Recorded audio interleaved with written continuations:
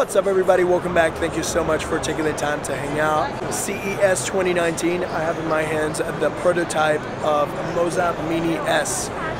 This is first introduced during the show.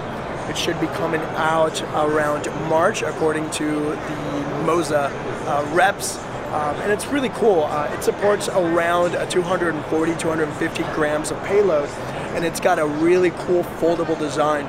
So you can actually put this in a smaller compartment rather than have the gimbal open up in your backpack or something like that.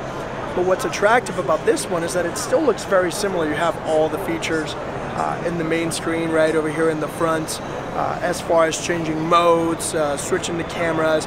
But now, instead of using the wheel that the Moza Mini-MI had, you actually have a zoom slider on the side over here. So you can actually click to zoom in or zoom out, but they're telling me that you can actually change the focus on that as well. So not super consumer in terms of like basic. It also has some of the really cool features that professional, a little bit more advanced users might require. And on top of that, of course, it folds, so it's a little bit more portable.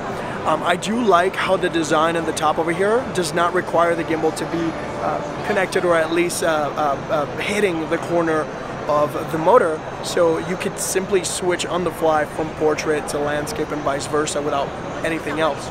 On top of that, the gimbal extends, so you can get a little bit more distance from yourself or whatever subject you're trying to film, which is very, very useful, especially if you're trying to do any jib shots, any crane shots, any angles like that.